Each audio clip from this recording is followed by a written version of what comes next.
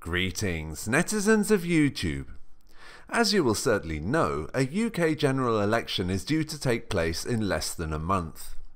Regular viewers of my channel will know that I have previously thrown my support behind Jeremy Corbyn and have outlined how the media have attempted to demonise and discredit him at every turn.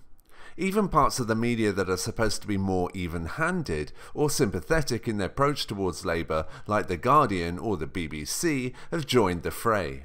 Vast sections of the media seem to have forgotten that part of their job is to report on the government and to hold it to account, rather than attempt to sow discord within the opposition by looking for story after story that casts a negative light on the Labour Party. Noam Chomsky, as one of the world's foremost intellectuals, tends not to give statements that could be seen as interfering in advance of foreign elections. However, on a visit to Britain, Chomsky spoke to the Guardian's political editor Anushka Asthana, a journalist, unknown to Chomsky I'm sure, that seems more at home with reciting dumbed-down comments in the style of a weather girl on a tabloid daytime television show than she does for possessing critical thinking skills. But what do folk think of Tim Farron? Shall we have a look? Let's. Here we go. What have people been Googling about you? Well, I'm afraid it is not good news top of the list. Who is Tim Farron? But the good news is, further down, a nice compliment there, is Tim Farron married? Perpetual disappointment of Asthana aside, at this stage I will quote from the article so you don't have to read it. Labour Party's future lies with the momentum, says Noam Chomsky. The US radical thinker blames the media for Jeremy Corbyn's unpopularity and says he would vote for him. In an interview with The Guardian, the radical intellectual threw his weight behind Jeremy Corbyn, claiming that Labour would be doing far better in opinion polls if it were not for the bitter hostility of the mainstream media. If I were a voter in Britain, I would vote for him, said Chomsky, who admitted that the current polling position suggested Labour was not yet gaining popular support for the policy positions that he supported.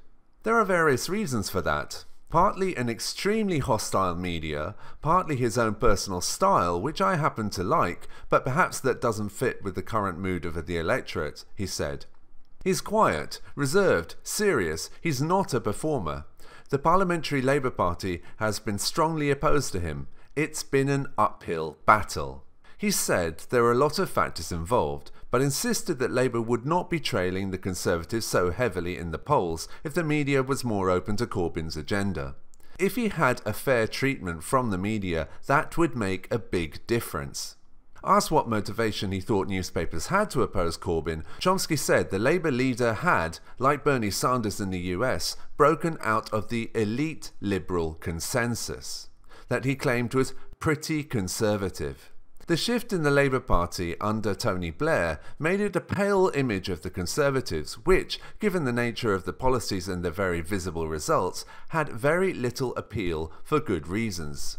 He said Labour needed to reconstruct itself in the interests of the working people, with concerns about human and civil rights at its core, arguing that such a programme could appeal to the majority of people. But ahead of what could be a bitter split within the Labour movement if Corbyn's party is defeated in the June election, Chomsky claimed the future must lie with the left of the party. The constituency of the Labour Party, the new participants, the Momentum Group and so on, if there is to be a serious future for the Labour Party, that is where it is, in my opinion, he said. I won't continue reading the article, but take a look at the link in the description bar as Chomsky makes a number of interesting remarks about the connection between neoliberal policies of post-1979 and the populism we see today, which has been exploited by the political right.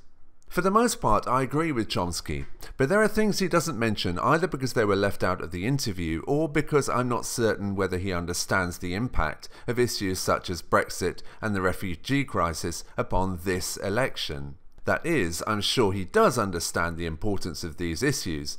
So, for example, the anti-immigrant hysteria in the United States, in England, elsewhere, is in part a reflection of the decline in opportunity that is the result of the neoliberal programs.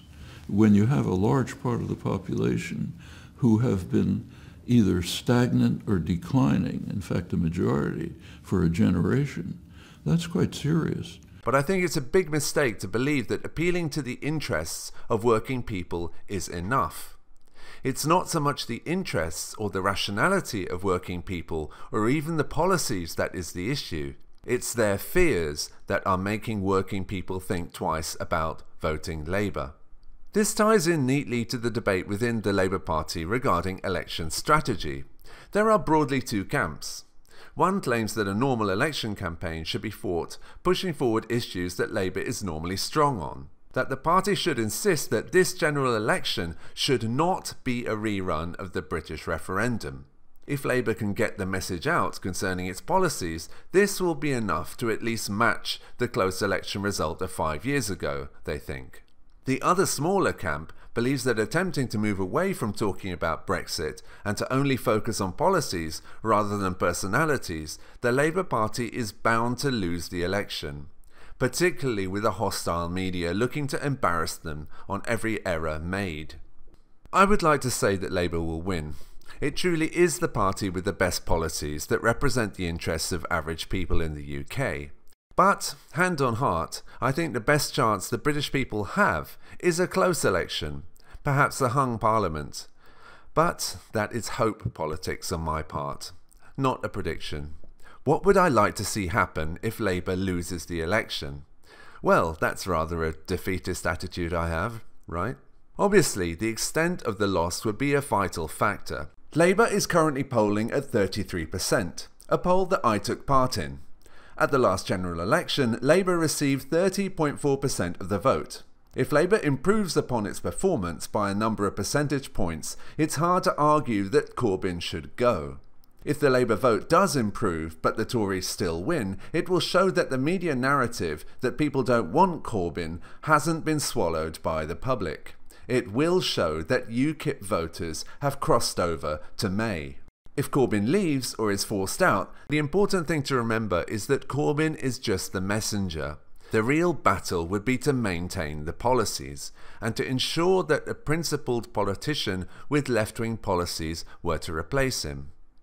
Apologies for the defeatist tone, but if you expected me to herald a Labour victory, believe me, there is nothing that I'd like more. However, cheerleading has never been my style.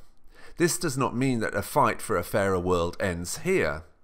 On the contrary, it means that the explosion of outrage against oppressive policies will be all the greater when it does arrive, and this is what we must prepare for.